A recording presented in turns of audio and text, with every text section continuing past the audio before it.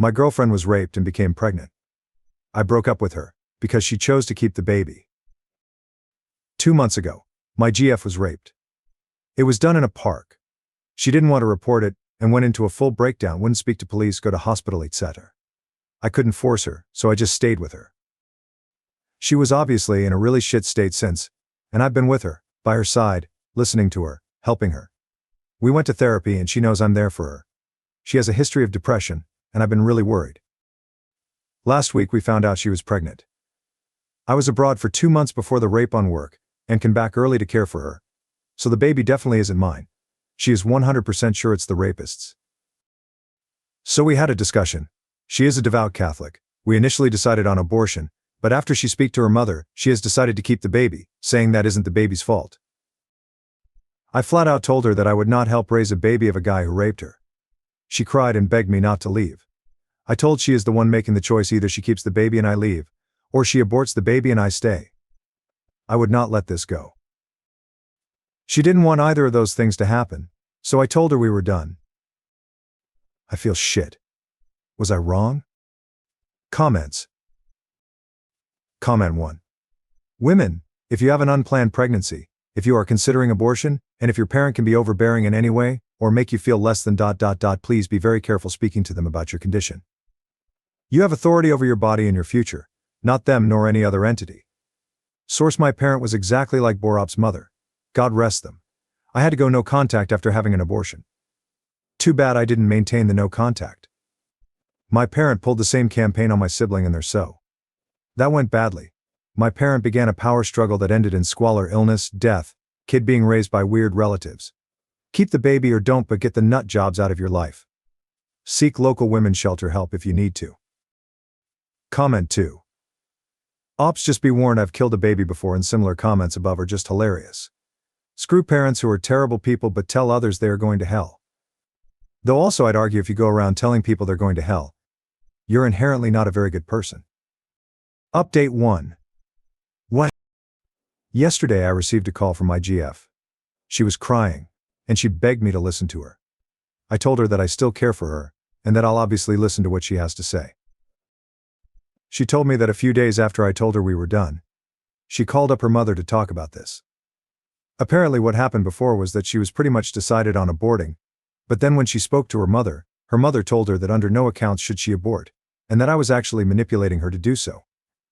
Her mother went on to say that if she aborted the child, she would no longer consider my GF as her daughter. After I left her, my GF called her mom up to talk about what went on. My GF said that she desperately wanted to abort the baby, and her mother again said that if she does so, this is the last time they will ever speak again. My GF said she broke down on the phone, and her mother kept asking her what she will do. The conversation then ended when my GF said she didn't know. Then she started texting. After a few hours of thinking, my GF sent her mom a text saying she was going to abort. She was then blocked. My GF then called me and told me everything. She will be having an abortion in 3 weeks. I discussed this with my GF, and we both completely agreed that I had not manipulated her in any way, and that she appreciated that I put my foot down, because had I not, she would have had a baby who would remind her of the worst time of her life. Her words, not mine. She further went on to say that I am the best thing that has ever happened to her, and that she knew that even if she no longer had a mom, if she had me, she could get through this. I broke down at this point. I love her so much. In truth, I probably would have gone back to her and raised the baby with her. Even though I knew I'd resent it, I made the original thread to get some backing rather than anything, to see if I had made the right decision. I'm so relieved things had turned out the way they have. Also, screw any mother who places religion over their own child. Fragging lunatics. Now to respond to some of your points from the last thread. 1. No, my GF did not cheat on me. I am almost certain about this. Not only because she had the conscience of a fragile angel, but also because we both know each other's schedules really well, and we often talk to friends who can corroborate timings. Moreover, her roommate took photos of my GF after she came home assaulted. It's not rough sex as some of you dicks put it. 2. I don't give a rat's arise if you think abortion is a sin or the killing of a baby. Come and raise the baby, or give us money to raise the baby, or hire us a live-in maid to tend to my GF's every need, while she pregnant, if you're so sanctimonious. Talk the talk. Then walk the walk, you wanking tit baboons. 3. My GF was absolutely clear she wanted to raise the baby, probably influenced by the mom. 4. Thanks for all the people telling me I did the right thing. It was really difficult. I'm very glad it turned out the way it has though. 5. To the people who PM'd me telling me I'm a monstrous baby killer, I fail to see what my hobbies have to do with this issue. Update 2. On Saturday I answered my door and stood face to face with 2 police officers. They asked me if I was who I was, and I replied I was. They then said they were looking for my GF. I called her over, and the police officer said that he needs to have a word with her. The officers then split, one taking the GF to the living room, we let them in, and the other took me into my bedroom. The officer who took me started asking me questions about how long GF had been here, if she had any contact with anyone else, if she had left the house at all, and a few other questions. I answered, and then asked what this was about. But the officer just said they received a report to check in on GF. I asked who reported, and the officer said he couldn't say. After a while the other officer was done, and they both left. The moment they left, my GF told me that she was outrightly asked if she was in danger, and if I had been hurting her. She was also asked if she was being held against her will. She said no to everything, of course. She said that the police received a call from her mother saying she might be in danger, and that I could be abusive of her. I was fucking livid. I immediately said I was going to press charges against her for what? I don't know. Harassments probably? My GF begged me to not, and said that it would all just blow over, and that she just needs time to calm down. WTF? She sent police to my house to get me arrested. How is that sane thinking? I could lose my job if I was arrested and charged. What the hell is she thinking? I told GF that if the mother does anything like this again, I will definitely press charges. So the GF decides on Sunday to talk to the mom to not do anything like this again. They had a conversation for about 2 minutes. Then I start hearing sobs. Immediately, I walked into the room, saw my GF was crying, still holding the phone against her ear. I plucked the phone from her hand, and held her for a bit as I heard hello from the phone. Then I put it on me and said, "You're a disgrace of a mother," and hung up. Then I held the GF for what felt like an hour before we started talking. Apparently the mother was telling GF how if she continues with the abortion, she will never see the mother again, or her brother, or her deceased father who is in heaven, even though he died a drink-violent alcoholic who beat GF, but hey, repent your sins at death. Airtight, because GF would be going to damnation. I told GF that if she was going to hell, then she should save me a seat, and we'd be nice and toasty together. I love her smile. What do you think? If anything should I do about the mother? No doubt my words to her will have some reactions. Response to some people from previous threads and PMs after thread was locked. 1. Abortion was never an option. GF was adamant she wanted to raise the baby, influenced by her mother. And if you suggest adoption anyway, then you truly do not understand just how taxing a normal pregnancy is, let alone one dipped in a beautiful cocktail of rape depression. 2. You can believe my GF cheated on me if that makes you feel better about your lives, I suppose. Just FYI. The pictures and roommate's report showed she had a bloodied nose, black eyes, cuts and bruises against her arms, hands and knees, torn coat and top, bruises around her neck. Cheating. Right. Update 3. A few days ago, the abortion was carried out. During the weeks beforehand, my GF went to a counselor and talked to a nurse about why she wanted an abortion. She was also tested for any STI. She's clear. She went ahead with the abortion after getting the all clear. A few days ago it was successfully carried out. They went for the surgical abortion method, which involved using a vacuum to suck the pregnancy out. GF said it was pretty painless, and she was able to return home after just a few hours. When she came home, she cried and cried and cried. She says she feels like a huge weight had been lifted, and she can finally look to moving on with her life. We took the whole week of work, and yesterday we went camping. It rained. While in the tent, she talked about how difficult life was sometimes, but she was really glad things turned out the way they did. Because even though things were bad, she came out the other side, probably stronger than before. She's amazing, man. Seriously. Update on the mom. So my GF received a call from her mom, who was asking if she went through with the abortion. My GF and I have an agreement that if mom calls, either hang up or give it to me. In this instance, she answered, didn't know what to say, and gave it to me. I told the mom that the abortion went perfectly, and smiled as she cursed at me for about a minute. I then said how Jesus of you, at which point she hung up. My GF didn't find it funny.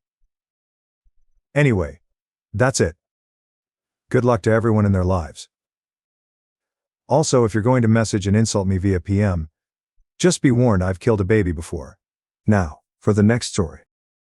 My parents disappeared from my life after my wedding 5 years ago and have only just reached out. I'm married to my former boss. Parents did not take the marriage as well as I'd hoped and ignored me for 5 years, only to reach out when they saw a 5th anniversary Facebook post that mentioned our kids. Do I let them back in? Or do I ignore them? My husband, 30 male, used to be my boss. About 9 years ago I started working as his assistant. We spent about 2.5 years ignoring our mutual attraction until we gave in. We then went to HR, who reassigned me, and the whole thing was strictly above board from the time we began dating. I got pregnant about a year later, and my husband and I decided to just get married.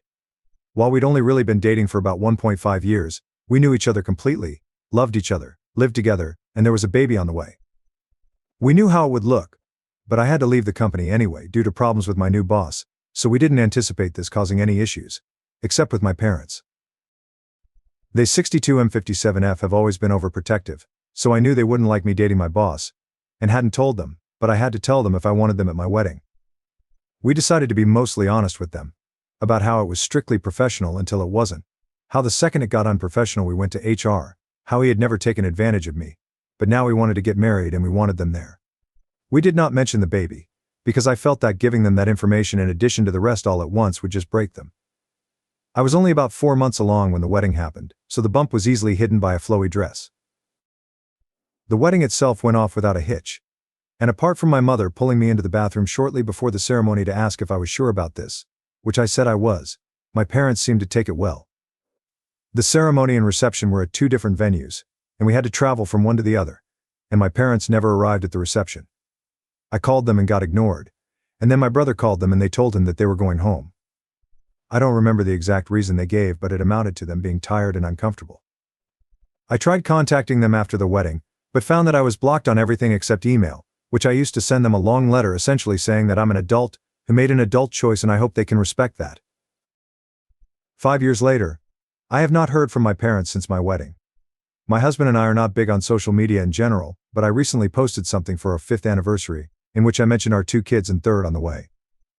Within a month of making this post, my parents left a voicemail saying they saw the post, and having had no idea that they had grandchildren previously, now want to meet them. I haven't responded and there have been a few follow-ups since then asking why I haven't. I don't know what to do, but my gut instinct is that 5 years is too long.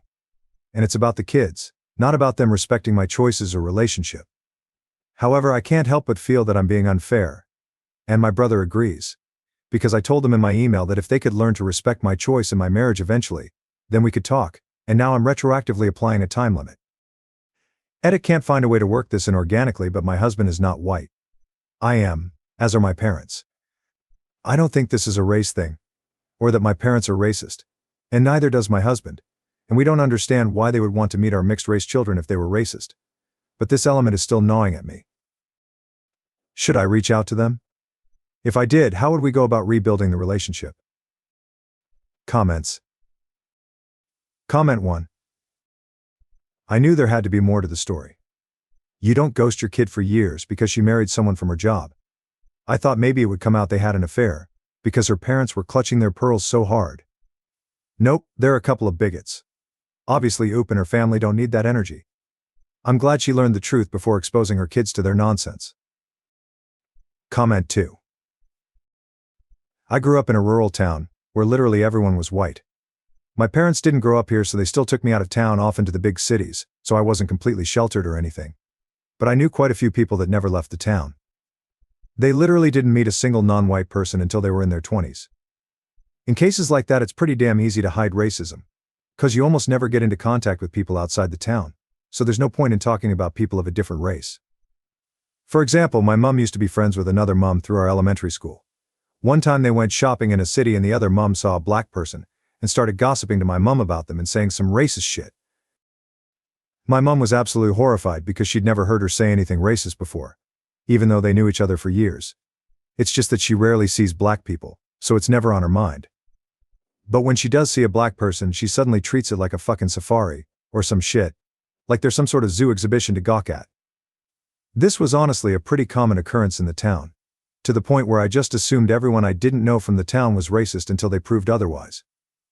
So it can definitely happen that someone you've known for years suddenly turns out to be racist, simply because they never really interacted with people from different ethnicities, skin color. At least not in your presence. Update. I asked to talk yesterday. We were on Zoom within an hour. It was my parents and me and my husband.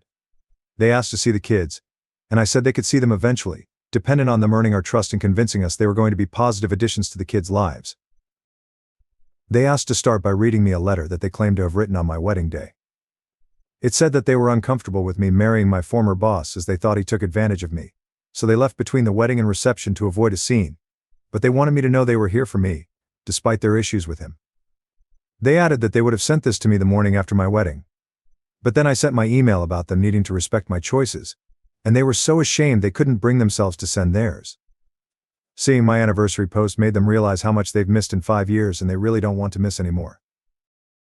I had some questions, like what the big deal was with me marrying my former boss, and they said that it just wasn't what they had in mind for my wedding day and my future spouse. I asked why they even came to the wedding at all, if they didn't support the marriage, and my dad responded that he wanted to walk his daughter down the aisle as it was the only chance he'd get. The way it was phrased implied that they had intentionally only come to the wedding so he could give me away, and always planned to leave halfway, and because he said my daughter, and didn't talk to me directly, it was pretty clear he was thinking about my older sister, who passed away. My husband caught that too and said that if they were talking about me, they should address me directly, then added that if they had planned to leave they should have told us as we wouldn't have invited them.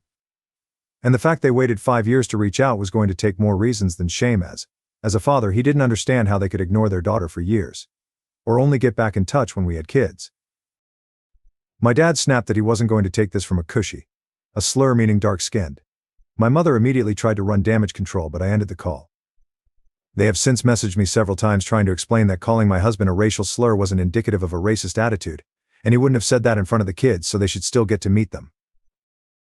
I've spent 5 years wondering how they were so offended by me marrying my boss that had earned no contact for half a decade. Turns out they're just racist. It's almost nice to find out. If it was just the boss thing I would have sympathy for them, and we might even be able to reconcile, but with this it's now just a question of, if I'm going to knowingly expose my mixed-race children to a couple of racists, which I am obviously not going to do.